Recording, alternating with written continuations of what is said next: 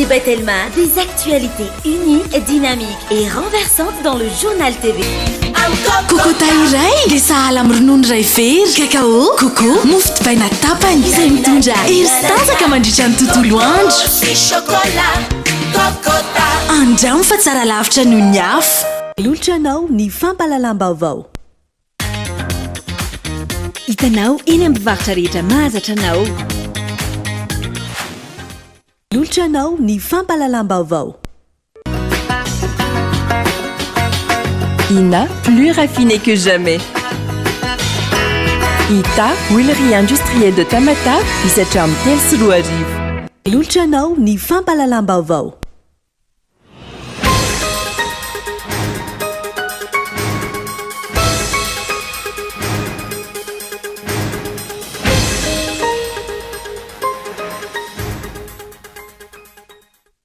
Itoy ny hetsika ireo vondron'ny kandida amin'ny fangatahana mangarahara mandritra ny fifidianana raha toka mizerizery roso amin'ny fampelezan-kevitrana ampitso Iandry Rajoelina raha ny fanambarana izy ireo ny ariva teo. Ny vondron'ny kandida izay nanao ny hetsika ampilaminana dia nitosy androany. Nametraka taratasy teny amin'ny fitsarana avy momba ny lalam-panorenana ny maraina teo ny kandida ho filoham-pirenena Andry Rajoelina amin'ny tsy fahafahany manohy intsony ny zotra-pifidianana noho ny ratitra nahazo azy teny ambodata amin'ny heriny androany. Manameloka ny fietsika ny mpitandro filaminana manoloana ny zava-misy ankehitriny ny vondron'ireo firaisamon'ny pirenena izay nanao fanambarana niaraka androany.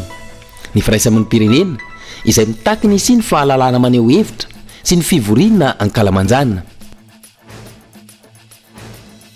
Melohina ny fampiasana ireo fitaovana sy mpiasa-panjakana ka atao fitaovana politika hoy ny solontenan'ny vondron'ny kandida avy amin'ny faritra maro. Fotoana izao irosoana amin'ny fanovana ka ho Madagasikara tany-dalàna miatrika fifidianana madio sy mangarahara ary ekeny rehetra no tanjona raha ny fanambarana hatrany. Any ivelany no amafisina ireo toerana misy ny Juif any Frantsa, Allemagne, Royaume-Uni sy Canada ny sabotsy sy lahady lasa teo. Anton'izany ny hetsika ataon'ireo teratany miombo-po amin'ny Israel sy Hamas any amin'ireo firenena maro ankehitriny. Ny andinindin'ireo avy hatrany ary.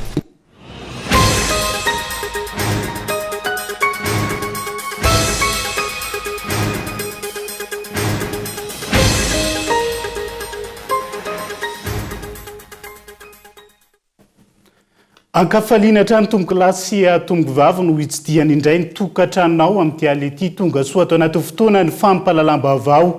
Tena ny araba ary manasa anao ihany koa anaraka izany. Ety ampanomboana dia tsara ny mampafantatra fa ivahiny. Ao anatin'ny invité du jour spécial ny Real TV ary ampitaina eto amin'ny fahitalavitra ihany koa ny kandida Roland Ratsiraka sy Ajo. Andriana Ravelo izay hitondra ny teny collectif des candidats amin'ny sivora alina rehefa avy eo. No anaratsika ny andindiny makasika izay fa hoentsika manokatra ny fampalalam-baovao amin'ity ala ity ny fitakiany vondrony collectif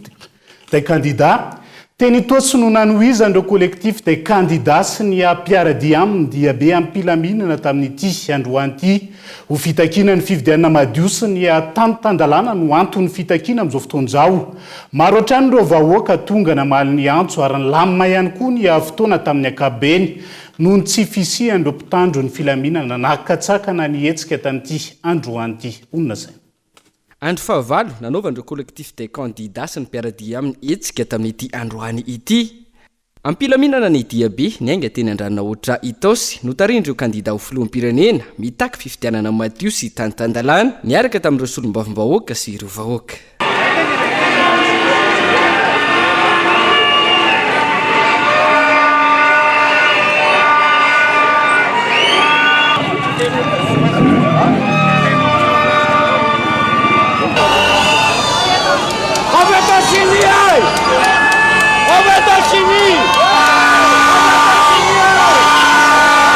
Fifidianana madio sy mangarahara ary seny azo itokisana sy manara-dalàna no mikarakara azy fa tsy amin'izao endriny izao. Fananganana ny CES cour électoral spécial hitsara ny fifidianana eo amin'ny toeran'ny HCC. Fitsarana avy momba ny lalam-pandrenana izay efa hita fa mitanila sy tsy manaja lalàna.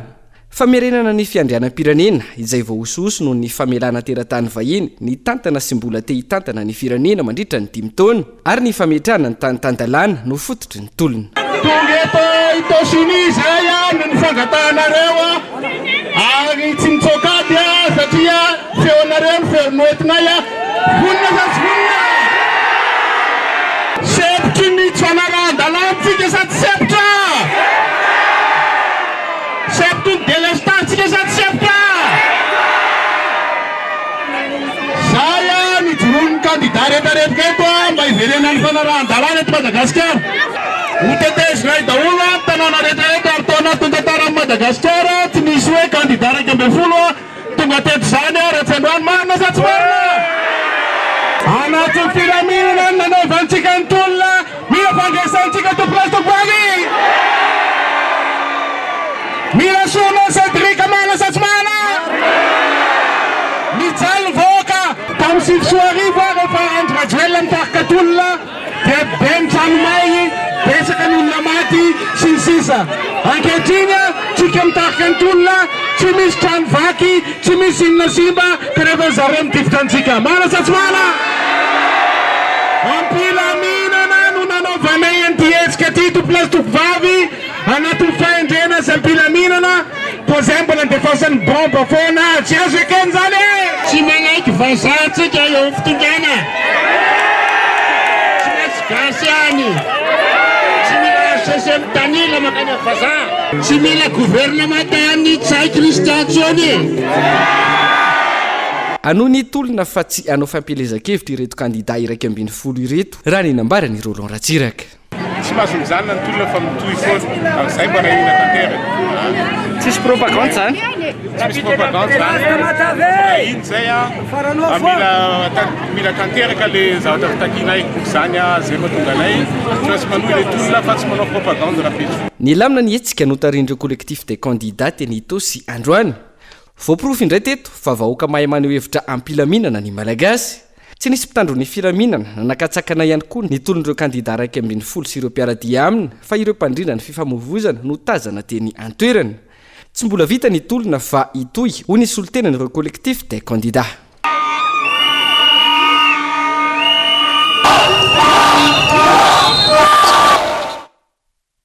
traingana ny makasika ny izay tolona ataony nivondrin'ny candidat zay amin'izao fotoana izao arahantsika eo ihany koa ny fanambarana nataon'izy ireo ny ariva teo rehefa vonina ny sara eo anatin'izay fa nohizantsika ny fampahalalam-baovao dia nametraka taratasy teny amin'ny fitsarana avo momba lalam-pandrenana ny maraina teo ny candidat ho filohan'ny pirenena Andry Rajoelina amin'ny tsy fahafandy manohy intsony ny zotra mpividianana amin'izao fotoana izao no ny antony ara-pahasalamana vokatry ny ratra nahazo azy teny Amboda tamin'ny heriny androany zany hoe ny alatsinainy lasa teo efa voafaritra ao anatin'ny lalam-pandrenana ny mety ho fanemorana ny fividianana raha toka misy toe-javatra hafa tsy azo anoharana mahazo ny candidat mpilatsaka hovidiana alohan'ny fihodinana iray hoy ny teo anivo ny firaisa monim-pirenena manoloana izay trango izay tamin'ity androany ity nelahy Ranelson ny madrana toy no nametraka taratasy teny amin'ny fitsarana avy momba ny lalam-pandrenana ny candidat ho filoham-pirenena Andry Rajoelina amin'ny tsy fahafahany manohy ny toy ny fividianana tahotra ny ratra izay nahazo azy nandritra ny hetsika nataony nivondron'ireo candidat ny alatsinainy ny lasa teo me certificat médical zareo na tsy fahafahana miasa misy ITT na 30 andro zany ary za afaka mandeha fa vao mandeha kely dia reraka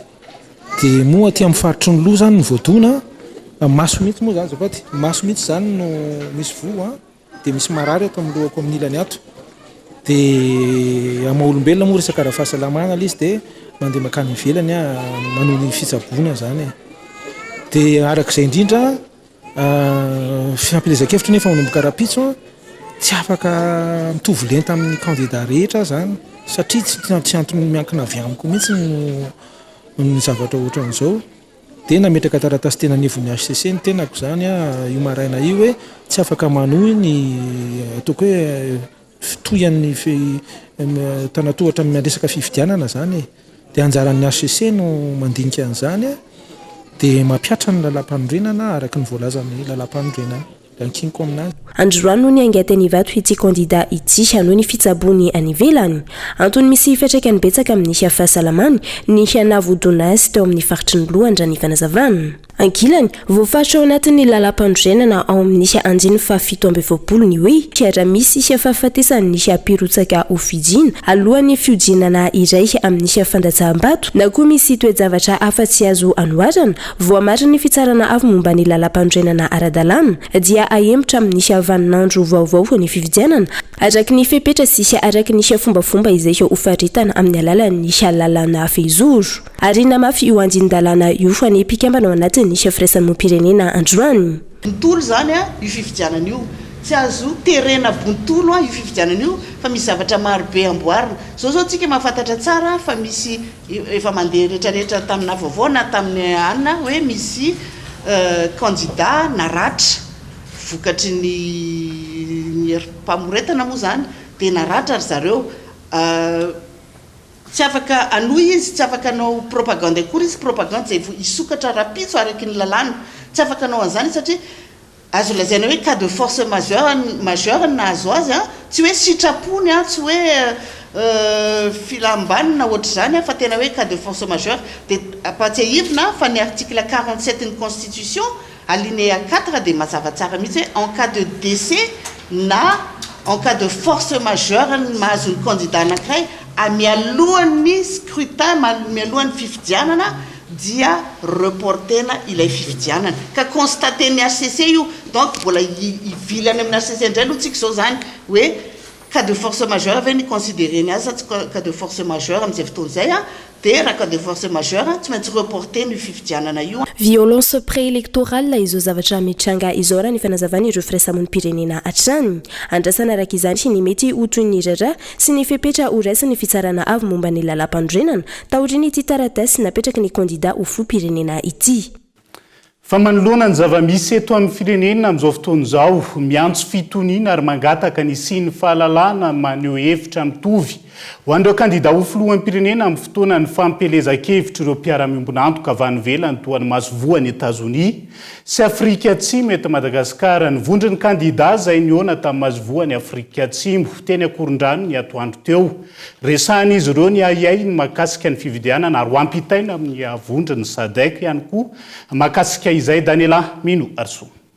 taorin'ny fiaonan'ny vondron'ny candidat amin'ny masovoa Afrika Atsimo ny 12 septambra lasa teo ny toa androany ny fiaonana teo amin'ny rotonta ny resahan'ny vondron'ireo candidat misy 12 ny ahiain'izy ireo mahakasika ny fanomanana fifidianana ho filoham-pirenena eto Madagasikara ahiay izay angatan'izy ireo ny ampitain'ny masovoa Afrika Atsimo izany any amin'ny vondron'ny SADC ankoatra izay nampahafantariny masovoan'ny Afrika Atsimo ny vondron'ny candidat ihany koa androany ny votoatin'ny fivoriana ara-potoan'ny comité ministériel de la Troïka izay notanteran'izy ireo ny 9 septambra lasa teo ny iraka manokany SADC izay mikasa ny hitsidika amin'ny Madagasikara mialohan'ny fanatanterahana ny fifidianana filoham-pirenena ny 7 volana novambra ho avy izao ho fanaraha-maso ny zava-misy eto Madagasikara ankilany miantso ny gouvernemanta malagasy hanaja ny fahalalahana maneho hevitra amin'ny endriny maro sy ny fahalalan'ireo candidat rehetra sy ireo mpiaradia amin'ny ivory ampilaminana ary tokony amin'ny azy ireo ny fitoviana amin'ny fisitrahana ny aina aman-jery sy ireo toerana fanaovana fampelezan-kevitra no masivo Amerikanina ity farany izay nampahatsiahy fa nandritry ny fiaonana tapony teo amin'ny Etazonia sy Afrika ny arahan'ny filoha Amerikanina Joe Biden sy ny filoha misa enina ty Afrika vonina ireto farany hikarakarany fifidianana madio sy mangarahary ary malalaka amin'ny alalan'ny rafitra maleo tena tsy mitanila ary mahefa misahana ny fifidianana araka ny voalazan'ny charte africaine ho an'ny demokrasia ny fifidianana ary ny fitantanana fa mitotsy akojanona ary mihamafy ny hetsiky ny candidat raiky 12 amin'izao fotoan'izao mihamahazo vahana ary mihamazava amin'ny vahoaka ihany koa ny hetsika izay ataon'izy ireo ankehitriny hetsakilan'izay manao amboletra ny candidat iray mizirozoiro hoe anao fampelezan-kevitra manomboka raha mpitso amboletra satria raha ny haino ny kabary nomaly efa tsy mandeha amin'ny laony ny zavatra ambarany ao anatin'izay miteny femiteny fa tsy misy azo raisina angoteny sisa no ataony ao anatin'izay efa tongotra mbiandakana ihany koa ankilany ny any mpitaky fanjakana tandalana ao anatin'izay matoa andatsoratra ny sampana fampalalam-baovao ny hevitra ny mpitondra fanjakana herinandro lasa izay fa tsy ho lasa lavitra fitakiny ny kandida iraky ambin'ny folo io satria miziriziry izy zareo fa efa ao anatin'ny lalana makany amin'ny fifidianana isika eto Madagasikara izay ambarany fa manara-dalàna avokoa ny asa natao hatramin'izay. Ary dia izany hatrany no nasesika ny vahoakany amin'ny hoe aleo ny vahoaka isafidy malalaka izay tiany hitondra ny firenena. Tsy izany no mitranga ankehitriny mitombo andro aman'alina ny olom-pirenena mahatsapa fa amboletra sisa no any ataon'ny kandida larana fahatelo sy ny pombazy ary mihevitra izy ireo fa tsy maintsy andresy amin'ny fifidianana. Ampiasa herim-panjakana, herin'ny vola, herin'ny basy, herin'ny fampirorona no dikan'izany.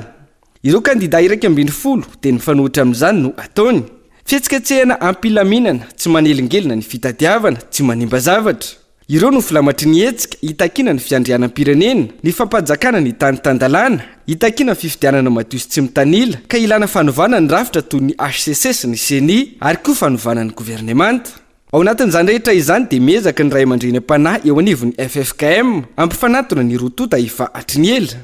Ny kandida iraky ambin'ny folo tonga hatrany tamin'ny fiantsoana fa ny kandida larana fahatelo dia niavinavina tsy tonga. Ny farany teo moa dia nahatonga solotena ihany izay hita fa tsy mivonona ny ady hevitra sy hitady vahaolana akory. Matoa misy ny fikatsahana fandaminana dia misy tsy milamina ao ary ny tsy filaminana dia noho ny hevitra roa mifanipaka. Ka raha ny ray ihany no manaiky ny fandaminana fa ny faharoa miziriziri sy mihevitena ho tompony marina dia tsy misy antony ilay fandaminana. Dia noho izany dia tsy antenaina loatra ny sy ny fandaminana izao krizy izao ary dia mitohy ary efa tongotra mbiandakana ny an'ny vahoaka. Fa mitombo isan'andro ireo olom-pirenena manatevin-daharana ny tolo ny vondrony kandida amin'izao fotoana izao. Ankoatra ny fitakiana ny fanarahan-dalàna sy ny fifidianana madio eto amin'ny firenena, marary ny sosialy sy ny toe-karena ho ireo mponina ka tsy azo ekeny intsony ny hitaran'izany mandritra ny 10 taona manaraka. Ankoatra ny tolona hitakiana ny fampanarahan-dalàna sy ny fanadiovana ny tontolo manodidina ny fifidianana, tarihan'ny vondrony kandida amin'izao fotoana izao. Marary ny sehatra maro teto amin'ny firenena tao anatin'ny 10 taona,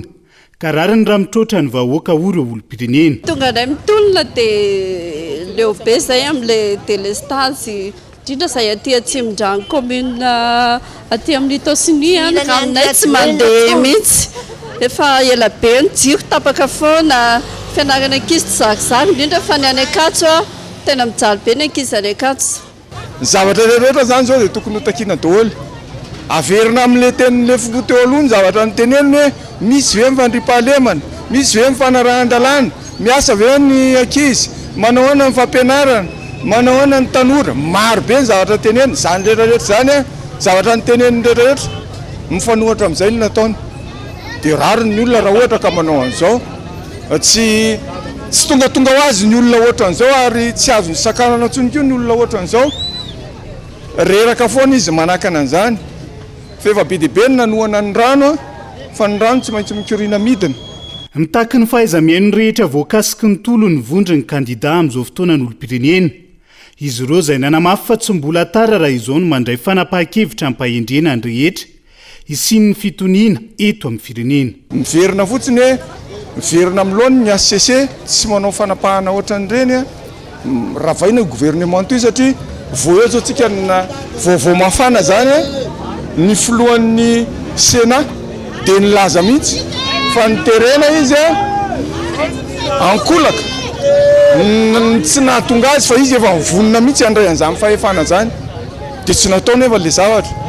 fa etsika hitana azy satria ny feo amin'ny vahoaka na tsy tena hoe feo an'Andriamanitra tanteraka ary ny feo amin'ny vahoaka rehefa ny vahoaka tenin'ny ministra nene zany ny tenin'izay ministra ny filazam-baovao fantatritsika tsara ny tenin'le madama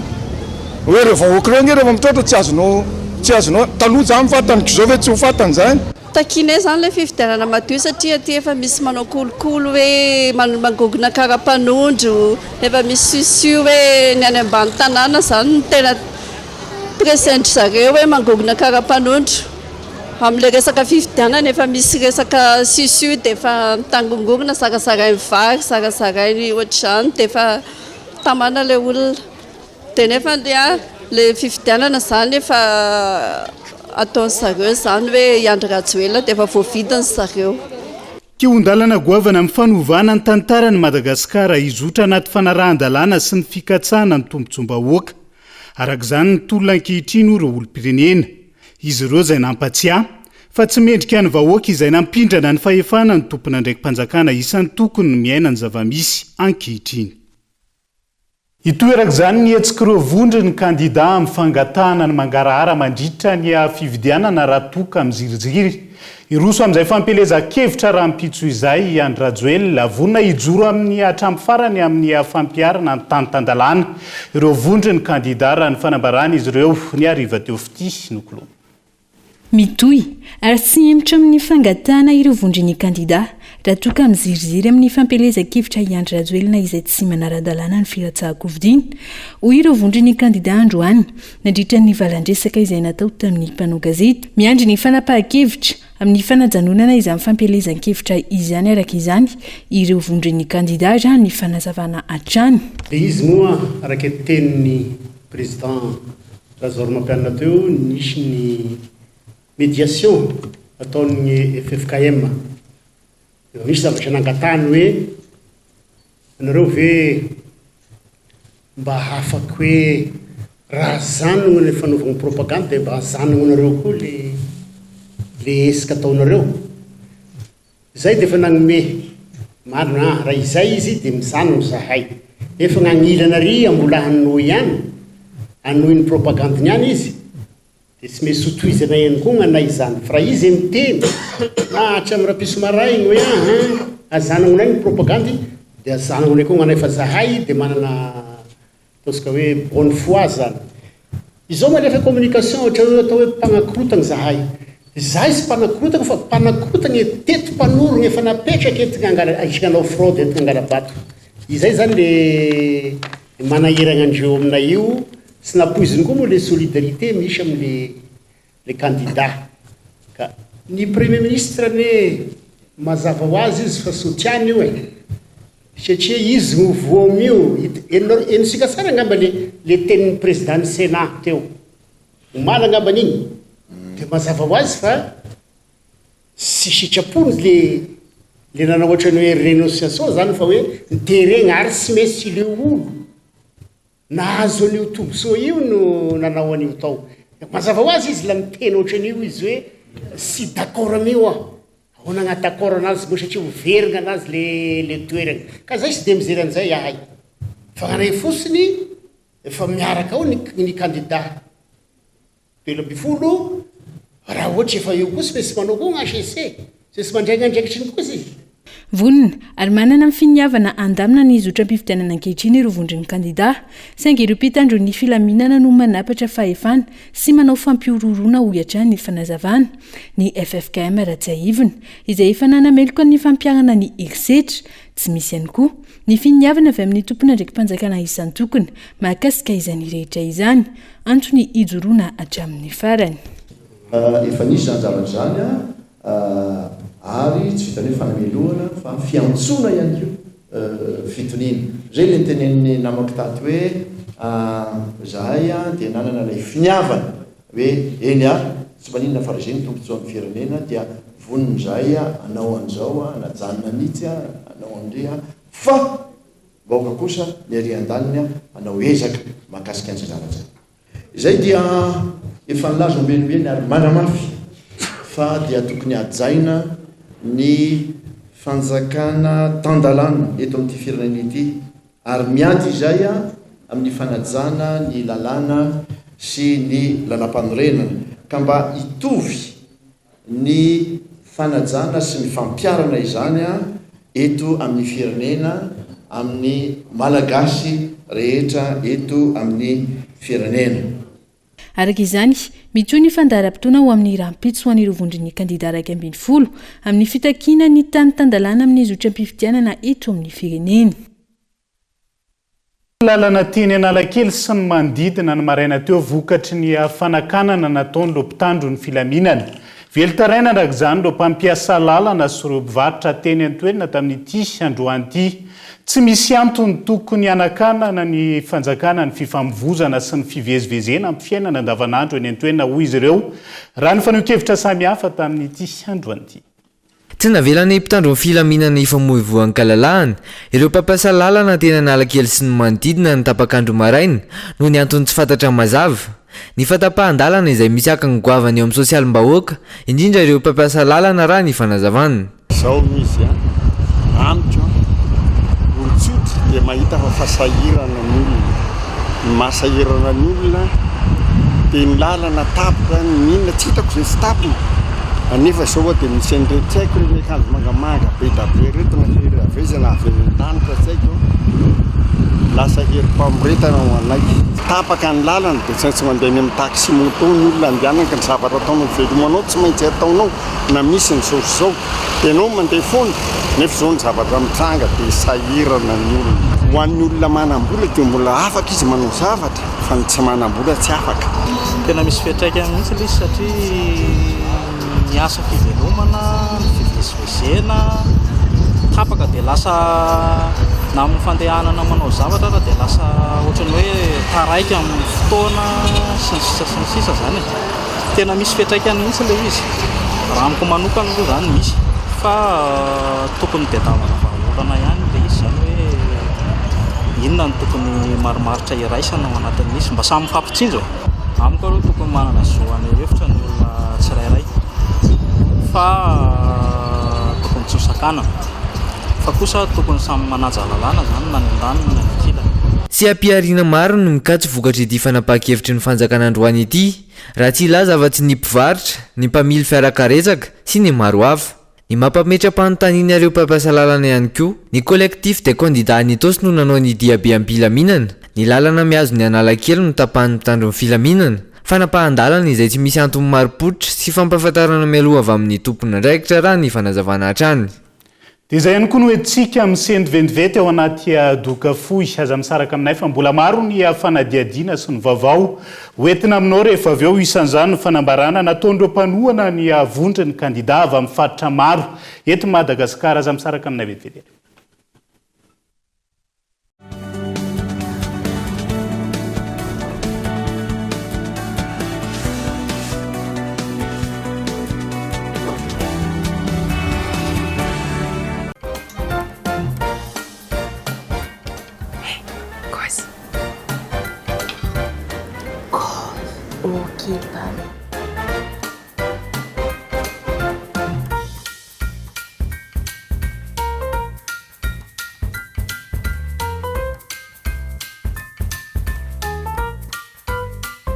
Vaovao be vidio amin'ny amvola ihany tolotra mikaiky amin'ny vidiny 4000 ariary misy appel 10 minitra sy 1 giga internet tindriny dièse 111 étoile 1 dièse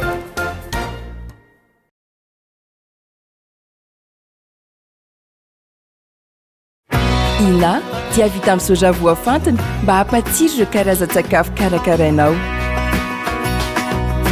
ny menaka ina dia ahitana oméga 3 sy oméga 6 ary ara-pahasalamana no ny otrikaina entin'ny soja ina ilay menaka manome tsirony nahandronao isan'andro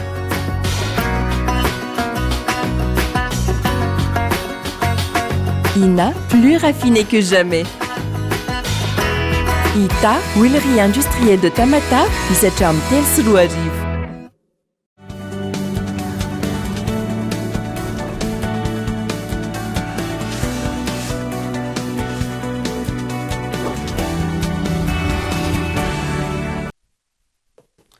Mamerina ny arabatra ny tomboky lasy tomboky vavy tonga soa atao anatin'ny tapany faharoa amin'ny fampahalalam-baovao amin'ny tiala ity.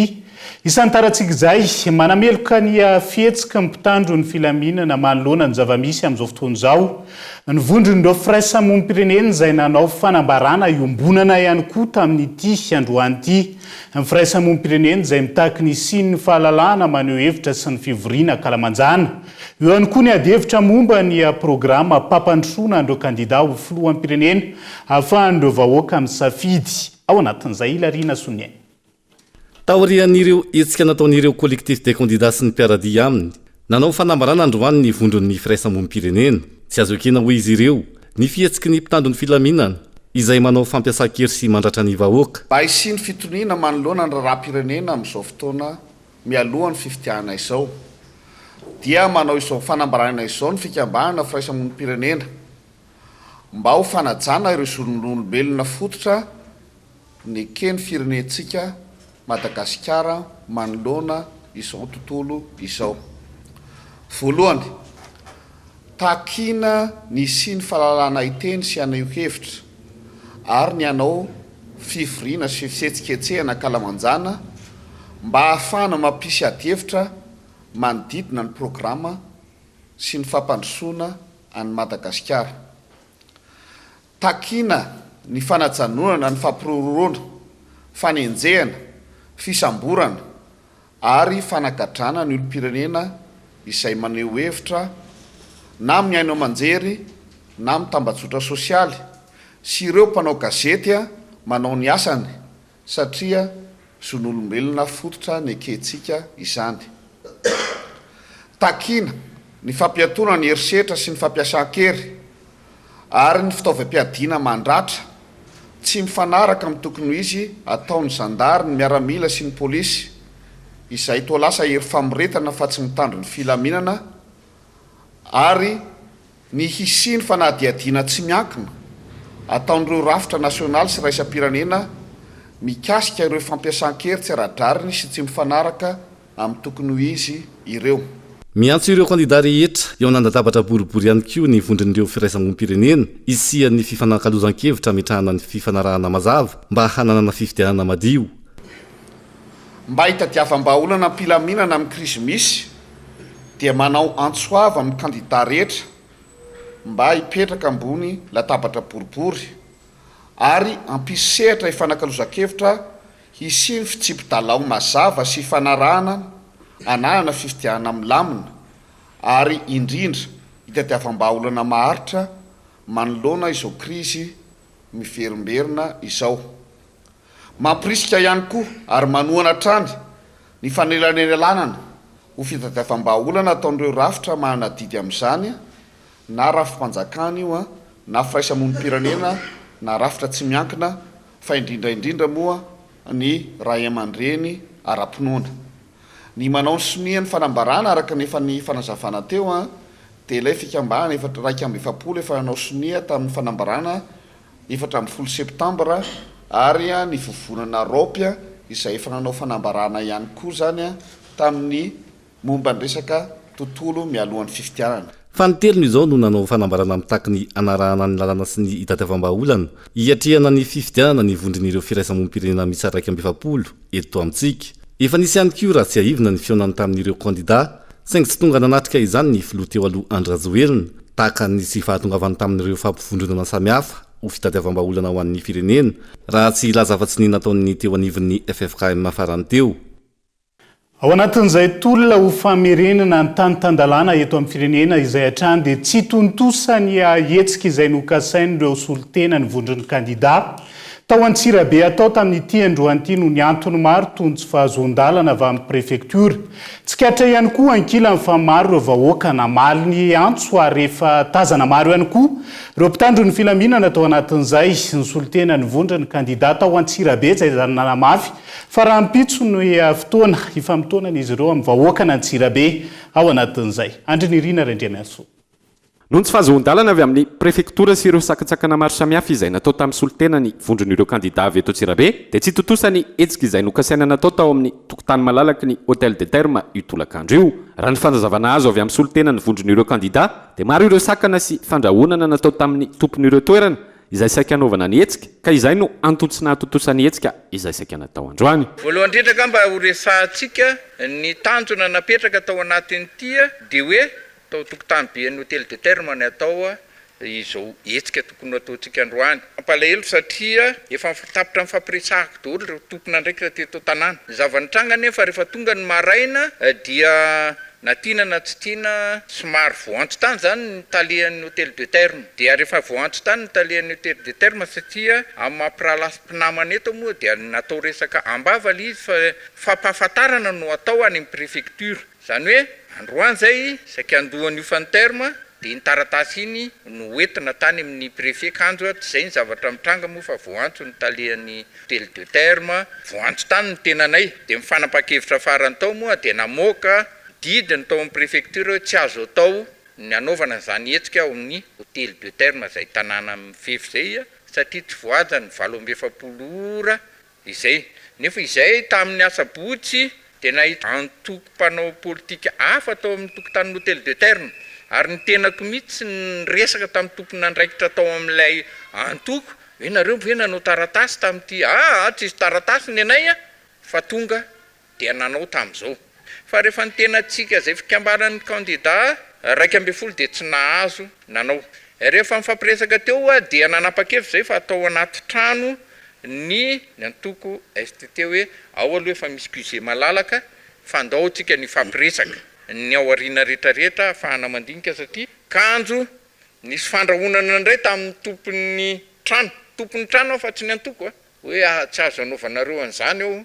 zay mifanarahana dia tapaky sahirana teo zany izahay ary zay nytenenina ny vahoaka teo hoe andao ravana fa rapitso mifakahita eo mpamola volana zay rapitso mifakahita zay tsikatra fa efa maro ireo vahoaka no tonga dia tia manodidina ny hôtel de terme itolakandro io mangitahita fiovana ny vahoaka Antsirabe raha ny fanazavana azo vao tsy naheno raha tsy votamo maraina tao amin'ny radio dia avy dia nitsangana anaky ety itolaka tolona hatramin'ny farany tolona tena tsy anaiky mihitsy raha tsy tena hoe miova fitondrana io satria efa tsy zaka anay tsy mihitsy le izy zay zany mahatsapa hoe tena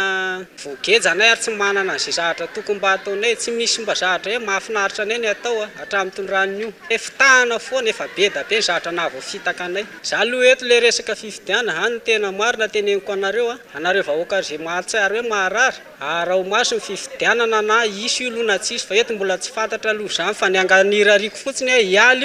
io Cedric io zay avo tena hoe tena mino hoe mangarary fa raha io mbola eo efa mino fa misy zavatra ambadika ao tsy zay nijoroka eto tsy manaiky niritsahany eo mihitsy satria efa tena tsapako hoe tsy mety mihitsy zay zavatra rehetrarehetra zany dia ohatrany anay mahita hany anay mambavitra anay mahita hoe voavidy vola aby zay eo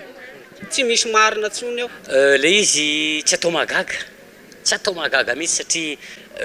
natao andreny voatra raha ny reny mazava be ry firy fangatana atao moa laviny zareo na dia hoe mitombona sy ara-dalàna ny fangatan'ilay toerana vao maika avy fa naty Antsirabe vao zao vao manomboka manao le izy tsy atao magaga le izy satria fa fomba le fitondrana amin'izao le fangetsana ny manao zavatra zany ary izy tsy hanome an'io mihitsy izy tsy hanaiky mihitsy izy hanome toerana fa anjaran'ny vahoaka no mieritreritra amin'izay fangetsana zay hoe hanaiky an'izay ve samba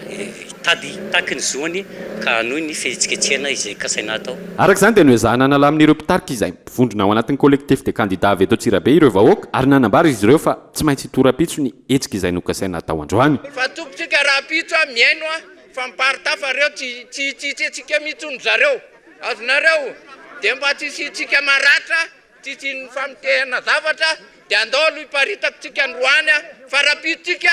tsy maintsy mavita hitatsika eo avokoa ny fivoaran'izany ho amin'ny rampitso fa niaiky ny elo ny nanoloana ny fitsarana tany Londres Philippe Tabuteau ilay tanana kavanany roa mivos Andriana Arsoa izy roa ireto izay voaroroy amina fikasana no kolikoly tamin'ilay orinasa mpitrandraka arena kibonitany Gemfield ity fiekena eloka nataony Philippe Tabuteau ity izay hitarika makany amin'ny fivoahana zavatra maro tsy ampozina amin'ity raharaha mahavoasaringotra ny taleny kabinetra teo aloha eo anivon'ny fiadidiana ny repoblika ity onona saina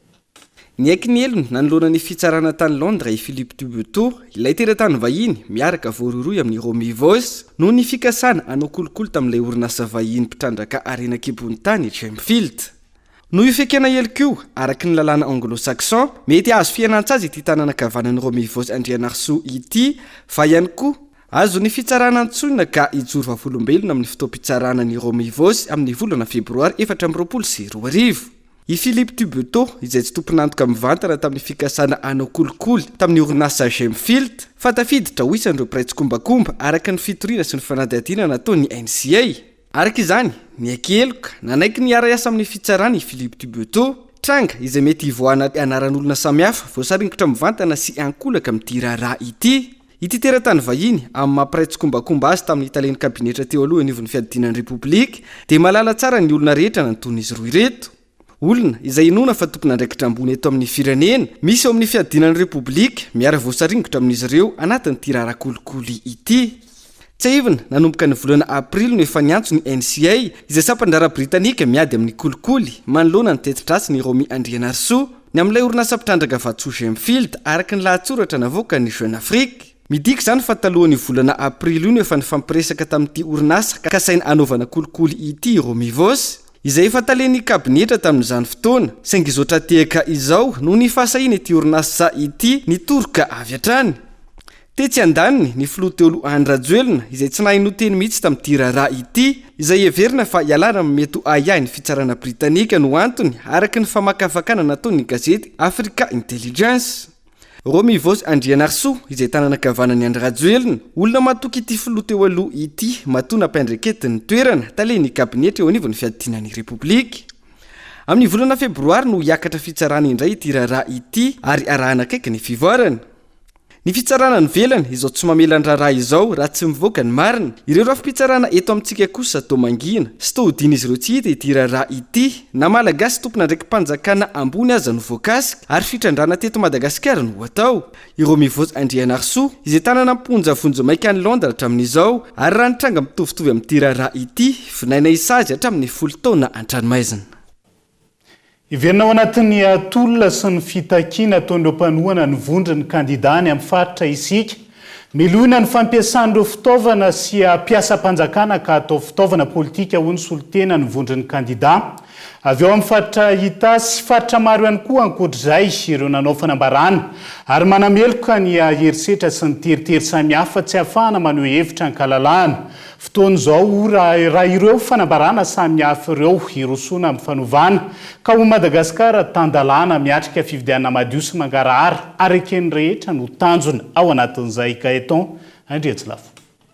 Fotoan'izao raha ny fanambarana nataon'ireo faritra maro irosoana amin'ny fanovana ka ho Madagasikara tandalana miatrika fividianana madio sy mangarahara araka ny rehetra no tanjona. Ireo solotena ny vondron'ny kandida any amin'ny faritra izay samy nanameloka ny herisetra sy ny raha matahora ary ny fandratrana sy ny fisamborana ireo mpiray-tanindrazana avokoa. Mieloinay ny fampiasana herisetra sy ny hery famoretana ampirorona ny pirenena izay mitaky ny fahamarinana ary eto dia miraha fahasalamana ho an'ireo izay nalanja rehetra izay eto amin'ny faritra Itasy. Fahavalo takinay ny famoahana ireo rehetra voasambotra tsy aradrariny nandritra mitolona ampilaminana izay natao. Fasivy mieloinay ny fandratrana sy ny fikasana amono ireo kandida ho filoham-pirenena. Fahafolo izay dia miombopo mampanahy amin'ireo collectif de candidats raika amin'ny filoha lalany anaka. Dia manao antso avy amin'ireo mpanome baiko sy ireo izay mandray baiko ka mihevitra hanao ankery ny siny ny fifidianana filoham-pirenena. Manao antso avy amin'ireo men'Andriamanitra fahasoavana manokana sy iray tsokombakomba amin'ny fampirorona ivelany na ao anatin'ny fo sy ny sain'ny malagasy. Manao antso avy mba tsy hanao fitaovana na hividy ny zony safidin'ny malagasy fa hikatsaka ny tombontsoa ambonin'ny firenena ho fanarenana ny ara-tsosialy sy ara-piakarena eto Madagasikara. Manainga ny fiarah-mientana sy ny fiombonam-pony rehetra hitandrazana ny fahafana sy ho an'ny miasa ny tanindrazana malagasy. Manameloka ny herisetra sy ny fandratrana olona nandritry ny hetsika ampilaminana nataon'ireo kandida ireo. Manameloka ihany koa ny fanitsakitsahana ny raha-panorenana. Tsy manaiky ny firotsahan'ny kandida vazaha ara-taratasy. Noho izany dia mitaky ireto zavatra ireto izahay: fanafoanana ny CENI, fandravana ny ACC, fandravana ny gouvernemanta nomena fahefana tsy ara-dalàna, fametrahana rafitra vaovao hikarakara ny fifidianana. Dia mampiomana sahady antsika vahoakany Toamasina izahay dia hanao dia be ampilaminana na ny marche pacifique amin'ny fotoana manaraka izay ho ambara amintsika mianakavy eto. Isy araka izany ny hetsika ampilaminana ho tanterahana ao Toamasina fa taorian'ny fangatana fahazondalana amory vahoaka nataon'ny mpanohana ny vondron'ny kandida ao amin'ny faritra Vatovavy ny zoma lasa teo nanome fahazondalana ny prefet ao an-toerana. Efa natao ny fampidinika tao moa dinanaika ry zareo ato amin'ny préfecture ny OMC fa dia azo tanterahana izany hetsika fangatapitahina ho an'ny razana izay famelomana indray ny ambom-pirenena sy ny afim-pitiavan-tanindrazana ho an'ny malagasy dia ahitondra voninkazo sy ny voninkazo tsirairay ny membre rehetrarehetra ao anatin'ny collectif de candidats sy ireo vahoaka izay namana tonga eo anatitra an'izay eo amin'ny kianjan'ny fahaleovantena. Maintsy manaraka ny toromarika avy any amin'ny foibe izay mitaky sy ankizanona ny fahadiovan'ny kianja ilalovana izay vao manomboka ny lalao ka ny fampielezan-kevitra ataonay zany dia izay hevitra zay no hovisina sy ampahafantarinay ny vahoaka ny antony mahatonga ny esiky ny collectif des candidats na ny vondron'ny candidat raika amby folo sy ny zavatra rehetra zay notakina ka dia manoana tanteraka amin'izay esika zay ny ato amin'ny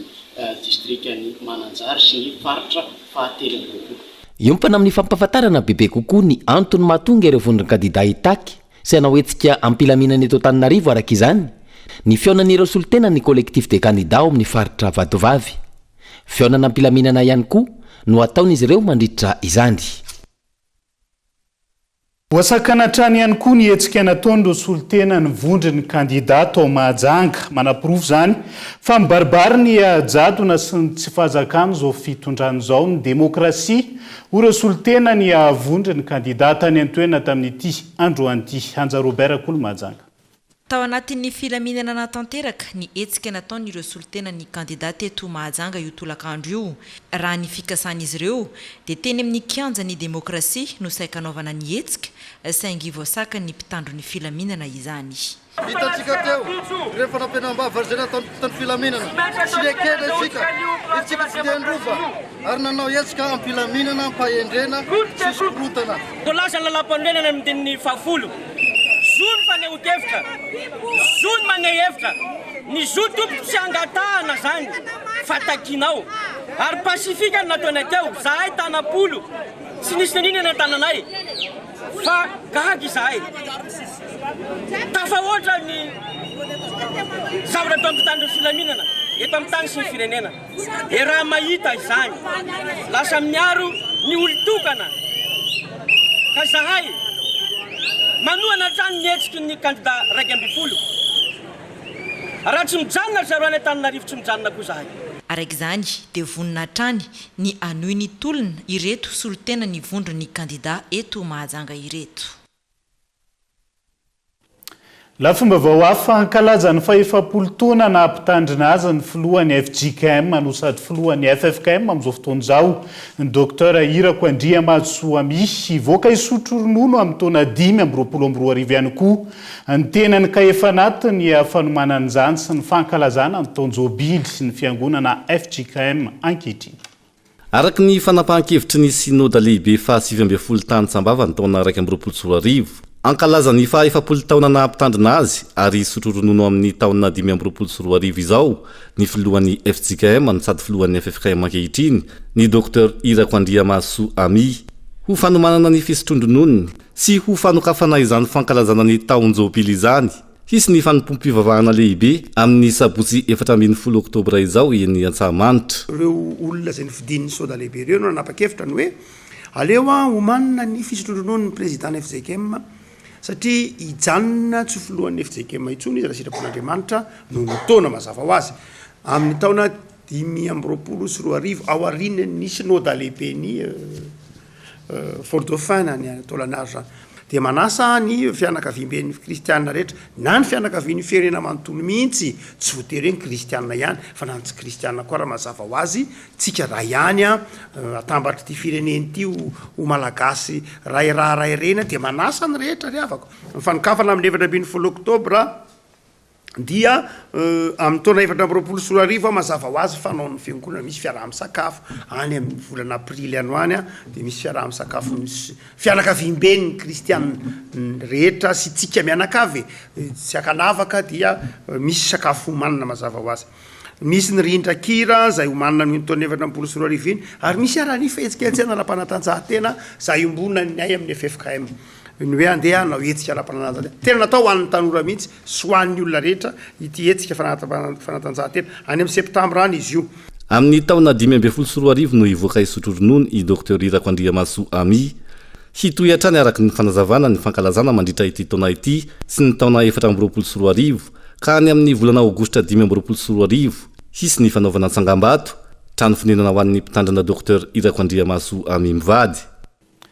Anvelany no amafisiny ireo toerana misy ireo juif any Frantsa, Allemagne na Royaume-Uni sy Canada ny sabotsy ny alahady lasa teo anton'izany hetsika izay ataon'ireo teratany miompo amin'ny Israel sy Hamas any amin'ireo toerana any amin'ireo firenena maro ireo izay misy fifandonana ankehitriny no toerana roa ireo da rahantsika ny antsiprian'izay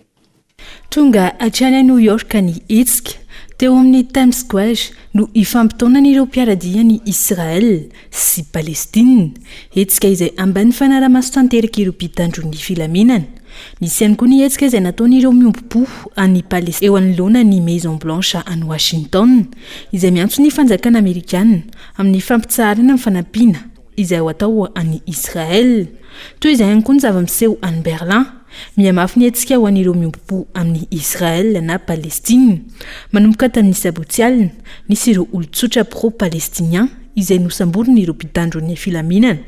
omaly alahady olona manonana ho hetsika firaisankina ho an'ny Israel tany an-toerana omaly ihany koa nisy ny fihetsika fiombonam-po amin'ireo rehetra maty tao Israel teny amin'ny Tour Eiffel tao Paris novonona tamin'ny 12 alina ny jiro ho fisaonana tamin'ireo namony ain'ireo dia izay ihany koa no hoentsika manakatona ny fampahalalam-baovao amin'ny diala ity naizanaiza misy anao hankasitrahana ny fanarahanao ny fampahalalam-baovao hatramin'ny farany ampatsahivana fa ivahiny anatin'ny invité du jour spécial ny Real TV ary ampitaina eto amin'ny fitalavitra kolo ihany koa ny kandida Roland Ratsiraka sy ny kandida ho filoham-pirenena Ajo Andriana Narvelo izay hitondra ny tenin'ny collectif des candidats amin'ny 7 alina rehefa avy eo no anarahantsika izay mandrapitafa ho amin'ny rapitsondray tompolasy tombovavy aloha matomboko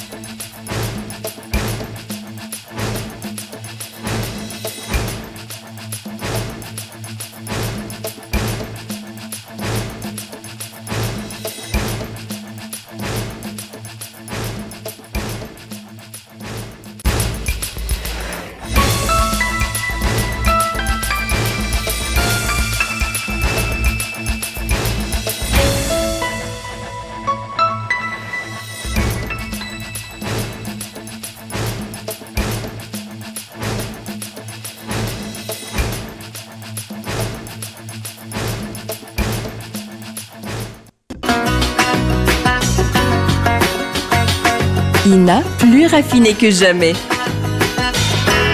ITA, huilerie industrielle de Tamata, Isacham Telsuluariv. Vous a présenté Ni Vavao. Itanao enambivaritra rehetra mahazatra anao. Vous a présenté Ni Vavao. Kokota iray dia sahala amin'ny ronono iray very kakao koko mofo dipaina tapany izay mitondra hery sy tanjaka mandritra ny tontolo andro andramo fa tsara lavitra noho ny afo. Vous a présenté Ni Vavao.